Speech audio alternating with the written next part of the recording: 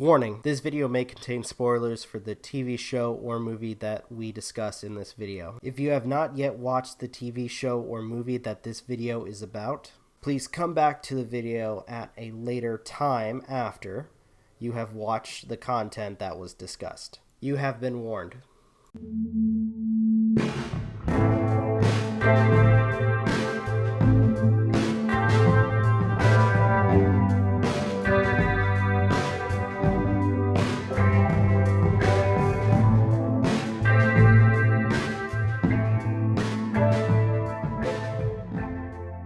How's it going, everybody? This is Rob of Novakast, back with some more of Let's Watch Stranger Things. This is Season 1, Episode 2.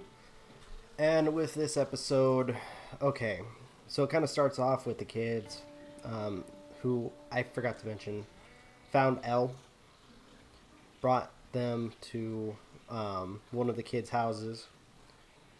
And at first they're kind of weirded about this whole introduction, but in a sense they come up with this plan to try to set it up so she can try to get the help she needs, but it turns out that is not the best way to go about things, because apparently the people that Elle is kind of hiding from are bad people. And I like the way that they kind of demonstrate this, because at this point, this character, Elle, barely can say anything. And she kind of shows this whole gun notion with her hand to show if she's caught, the people hunting her down will kill her. At the same time, Will's mother and brother are trying to still locate him. At this point, the mother is kind of losing it a little bit because she doesn't know how she's going to try to fight her son. Hopper comes by to what happened when it comes to the phone from the last episode, and the brother decides that he is going to go find his father, because Will may have went to the father's house, which to some extent the characters think that might be unlikely in that regard. And I can see why, considering that when we see the father, he is a complete and utter scumbag. Another things that happen in the episode is Hopper ends up going to the crime scene where the diner owner was shot. Only when he gets there, or at least when everybody else gets there, he's spruaned out as if he committed suicide, which to the characters, they find that to be very odd, all things considered. That apparently he was very happy, he was very interested in some of the things that were going on with him and the fellow people in the town. And they bring up the interesting fact that there was a child with him. And this is something really cool, because they kind of, at first, like, they're setting this up where it could be Will, because they mentioned that they didn't see a face. All they saw was a kid in like a hospital gown with a shaved head. So at this point, they are starting to think that it may be a boy, but they have no idea that it's actually a girl.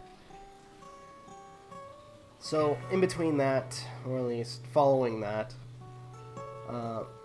the next biggest thing that I want to address is the mother gets a new phone and is trying to contact Will, and sure enough, she makes contact. And as I mentioned before, when things start getting weird, the lights start flickering, power goes on and off, and she goes into Will's room, or her oldest room, I think, on the top of my head anyway, and the radio starts going off, as well as the light starts flickering on and off, and the lamp glows brighter and brighter. And all of a sudden, as she's in the dark, this creature starts kind of poking out of the, kind of stretching the wall. And it kind of reminded me of that scene from Nightmare on Elm Street. The original one, not the bad one. Where you have Freddy, going down the bed or going down the wall over the bed, and you see him like stretching the wall as if he's about to come out. Well, the mom bolts, and next thing you know, one of the few characters, the douchebag with the sister of one of the characters, I can't remember his freaking name right now, is there, as well as the geeky girl, Barbara, I believe it was. They are at a party with a couple of other douchebags. And by the end of it, the sister and the douche shack up. So do the other douches. And I want to point out the other two douches are male and female. So yeah, they screw off. And Barbara is left alone by herself with a cut that she had done to herself when she was trying to open a can. And next thing you know, you hear this weird noise, and she gets captured. And I want to point out that during this whole thing, they were outside in a like kind of pool party, so to speak, because the douche's parents are gone. And the brother, the oldest of the older brother of Will, is taking pictures of them, which to some extent is creepy. So, with this episode, how should I put this? I'm still like scratching my head on what the heck's going on. I mean, it's like, what the hell am I watching? What the hell is going on with these characters? What is that thing that keeps popping up that we've only seen in the shadows? And the only thought that comes into my mind is only time will tell. So I think with this episode, I'm going to go ahead and give it a... what should I do? I don't want to like seem like I'm overselling it. What do I do? Crap in a hat, crap on myself. You know what? I'm going to go ahead and give it a 5 out of 5. It was fun. I enjoyed it. And I'm looking forward to more intrigue. Alright, I think I'm going to go ahead and end this video here. Thank you guys so much for watching. Truly appreciate it. If you have anything you'd like to add to the conversation, please leave it in the comments down below. Want to follow MJ, Magi, and Aden on gaming streams? Go check them out. If you want to follow us on social media, links are in the description. If you want to follow Sage for his nature walks, which is a lot of fun, go check that out. If you guys want to watch some of the other content that I produce, sometimes I upload between noon and 6 p.m. Pacific time.